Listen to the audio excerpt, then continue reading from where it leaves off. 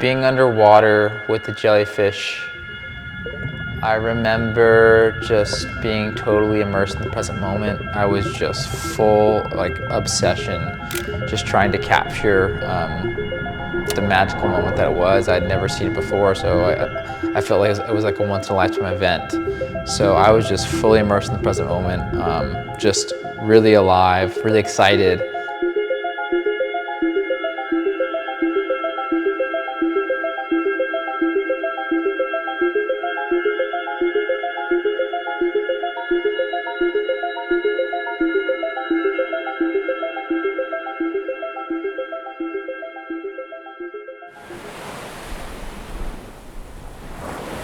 I wanted to make this image for probably a pretty long time, probably a couple years. I don't know the exact time, but I had consistently thought about it for a number of years before I actually got the opportunity to make photos of the Pink Meanie. It's all contingent on the environmental variables that are outside of my control. First and foremost, the subject matter, the Pink Meanies, they have to be present. And this was, a once-in-a-lifetime opportunity where I saw hundreds.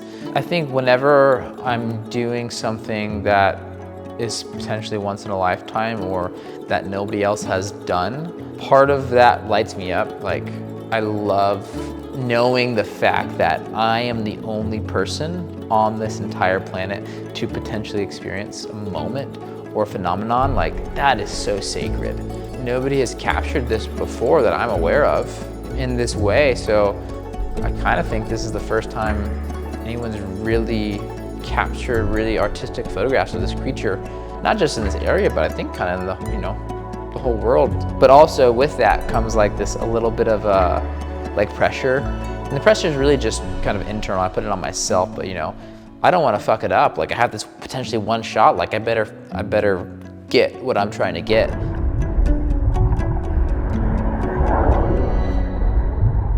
What I really try to do is I try to capture the true essence of this place, of what it feels like to be immersed in the present moment in the water. And I'm really trying to capture this connection that I feel with the divine or the natural world. And my goal is to really transport the viewer into that state of being, of feeling like they are immersed in that present moment, in connection with something greater than themselves. So the moments that I really chase are moments that are ephemeral, that cannot be repeated. So there's two ways that I make photographs. Sometimes it's a premeditated idea that I have in my head, and other times it's a serendipitous moment that I could never have planned. Typically my best work is a combination of both. So in this instance, for Ballet of the Pink Meanie, this series, I always had this idea that I wanted to capture the essence of a jellyfish, because I thought it was really interesting, because when I see the jellyfish as a surfer, as a waterman, I see this beautiful creature that is really feminine and kind of dancing in the water. And most people, when they think of a jellyfish, they're repelled by them. So I really wanted to show a different light on this creature that I found very beautiful. So I had this premeditated idea. What happens in this series is a combination of both, because I had this idea, but I never really got the opportunity to make the photographs because I need the factors that are out of my control to align. So I really needed the jellyfish, the marine life. I needed the light to cooperate. I needed the right water clarity, and all the variables aligned for what could have been potentially a once-in-a-lifetime moment.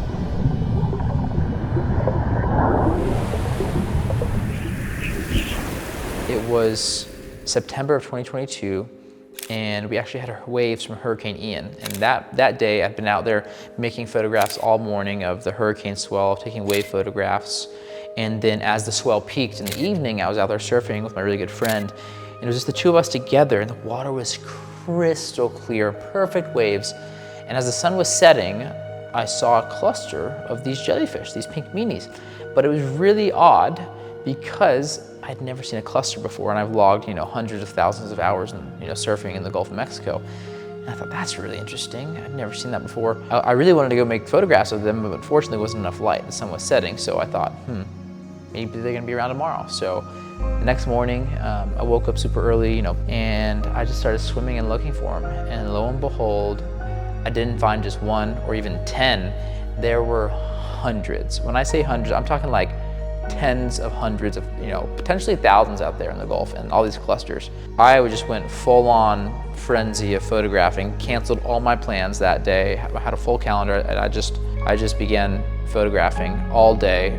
Next morning I woke up, same thing, hundreds in the water, and the water clarity was even better the second day.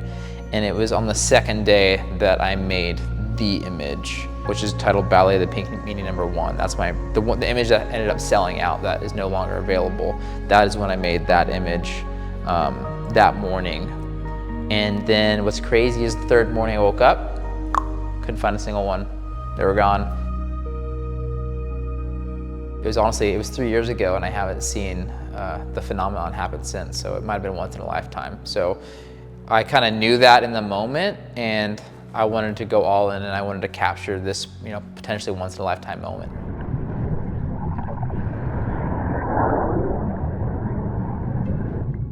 Pink Meanie is basically a type of jellyfish that's this giant jellyfish. They're like, the bell or the top of the jellyfish can be up to 3 feet wide, and their tentacles can be up to 30 feet long. They're called pink meanies because they're actually carnivorous. They eat other jellyfish. There were hundreds of jellyfish. Not 10, not 20, I'm saying hundreds. Everywhere, in all directions. It was almost overwhelming. I was like, which ones do I go to? Like, what do I want to focus on? I spent the whole first day, 8 hours photographing, and I'd kind of gotten a little bit of a later start than I wanted to. I didn't have that really early morning light. So the second day, my intention was, okay, I'm gonna really utilize this kind of like early morning, kind of late morning light. I remember there were even more jellyfish on day 2 than on day 1. And the water had even more of a blue tint. So it was even kind of cooler colored. And the jellyfish were even bigger. So like all the variables outside of my control kind of got better. I shot for 2 days straight, over 10,000 photographs, but I remember when I got the image. I'm swimming, I'm investigating the different clusters, I'm photographing, and then I came across this one really, really big one in particular, like significantly bigger than the other ones. And it just had so much mass on it, and the tentacles were like 30 feet long. I wanted to capture the scale of how big the jellyfish was. I wanted to capture a vertical photo and to show just how long the tentacles could be, but also show the gradient of blue. So I swam down, I remember like 8 feet. I kept swimming down to the bottom, and then I'd float up to the surface and take photographs as I'd float to the surface. And I remember locking in this one moment. The best way I can describe it is almost like all these things kind of come together, and you can kind of see them coming together. Like, it's, oh my God, it's gonna happen. And then you lock in for just that one moment, or that 1 second, that one frame. I think a minimum I spent anywhere between 16 and 18 hours in the water over the course of those 3 days. And yeah, that's what I lived for. I wasn't really tired. I was just like lit up. And I knew that like I had capitalized in those 2 days. Like I gave it my all those 2 days, and I didn't have any regret, thankfully, because like I really just immersed myself while they were here for those 2 days.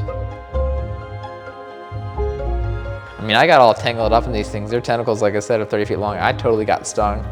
I think the first day I wasn't wearing like a top, like a little wetsuit top, so I got lit up, let's just say. And so day 2, I was like, okay, I'm gonna be a little more prepared. I'm gonna put on a wetsuit top, so I don't get stung as much. But still got stung, and some of the tentacles got stuck inside my wetsuit top, so.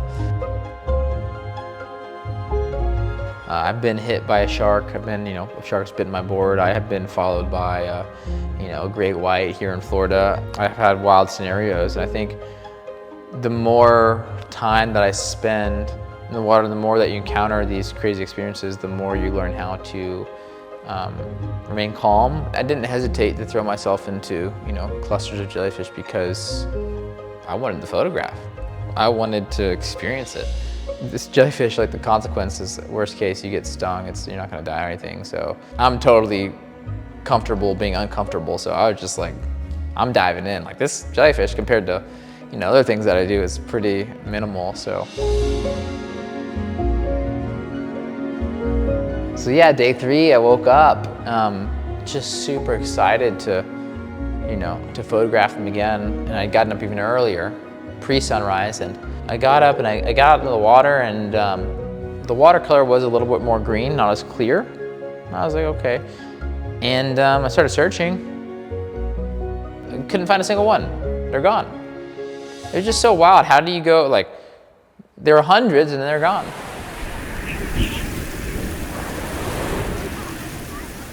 Yeah, so after I had the images, you know, probably over 10,000, you know, I sifted through them for, you know, a while. And I came across the one, which I remember the moment when it happened.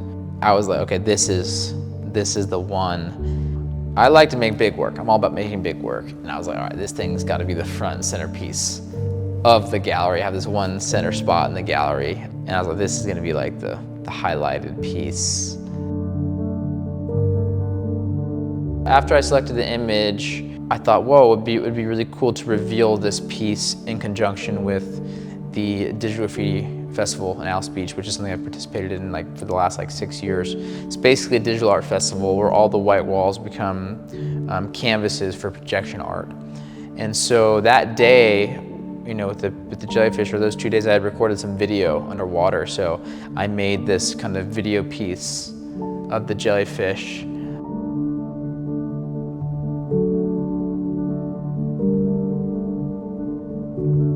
Yeah, it's wild because that piece ended up, you know, selling out pretty fast. I only make 12 of each piece, and all 12 pieces sold.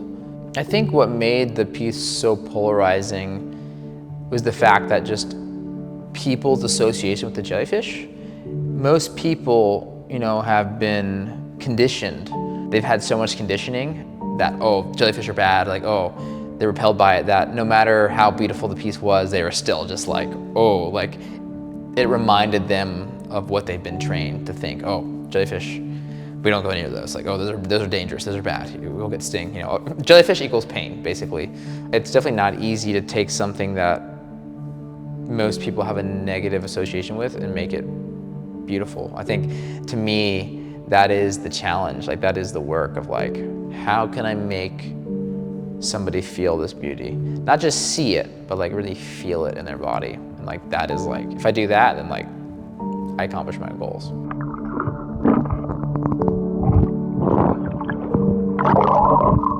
I can't control outcomes. Whenever I make a piece, I'm not making it to sell, you know, like people determine that. You know, the viewer determines what resonates with them. When I'm making work, I'm not thinking about, oh, I'm gonna try to sell this in this way or to this person or to this audience.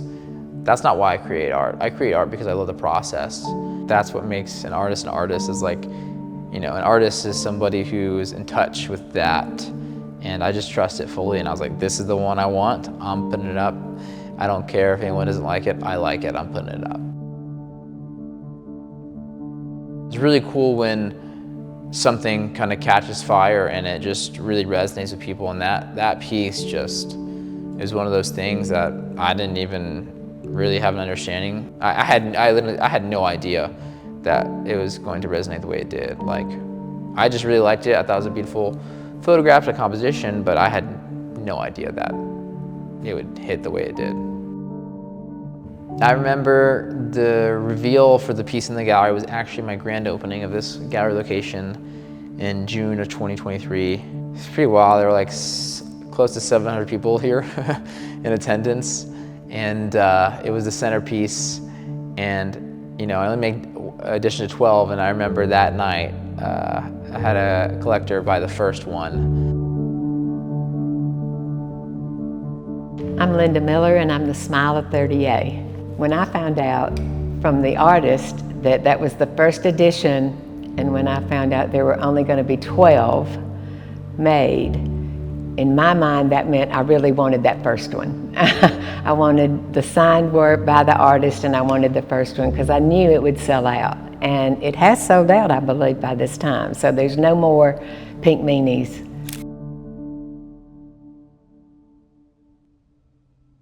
This body work is one of the only works that have like a lot of pink, different kind of color palette.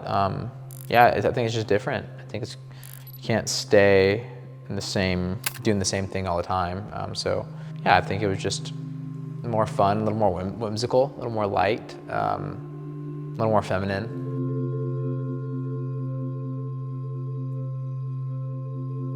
For me, I don't determine the meaning of what a piece means to somebody else. But the meaning for me is just like knowing that like my artwork has an impact on somebody and can make them feel, you know, a certain emotion or a certain connection. Like that's the most fulfilling thing, is for when somebody resonates with it or it speaks to them and they get something out of it. That something is not something, again, that I can control, but I am so grateful and so excited when a piece does have impact on somebody, because that's the whole reason, that's the meaning, you know. I think creating this piece definitely changed the way I view my work, because it was the first piece that, or body of work, that I had actually had a living subject. Most of the time the subject of my work is the water. After making this work, it really made me want to challenge myself to make different underwater work. I still have yet to capture the images in my head of dolphins, of turtles, of sharks. Like, I mean, I feel like I learned a lot from this experience. There are a lot of lessons that I gained, but I think if I had to sum it up in one core lesson, it would be to seize the moment. I think there are situations and moments in life that you know deep down that are never gonna happen again, and you should seize it. And this was one of those experiences for me where my gut told me, you gotta cancel everything and make this a priority, because this might never happen again. And so I just think it reinforces that lesson of just seize the moment in those certain moments in life. You gotta just be present and go all in. Making photographs is all about being in the right place at the right time, so I consistently try to put myself in the right place at the right time. The trick is knowing, you know, when the right time is and where the right place is, you know, so I basically spend my whole life just trying to do that, you know, looking at the weather, being a meteorologist. I think that you can create more surface area for serendipitous moments to happen by continually showing up. But also at the same time, there are things that I've experienced that are not really explainable, of like how things have come to me.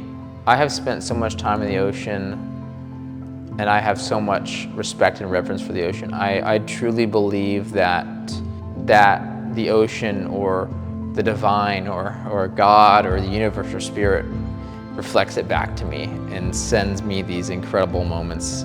You know, I think, you know, on one hand, like, yes, like I'm putting myself in those moments and creating more surface area for serendipity to happen, but the more that inexplainable things happen, or these magical moments happen, the more I feel like it's not really in my control, and there's maybe a greater force, you know, sending it my way. Honestly, like, there's beauty all around us. Sometimes you just gotta change your perspective to see it. You know, there's a really interesting quote, it's one of my favorite quotes from Stephen Covey, which says, "We see the world not as it is, but as we are, or are conditioned to see it." Everything comes down to perception in life, and there's beauty all around us. You just sometimes gotta open your eyes or change the way you look at something to see that beauty, because the beauty it's always there.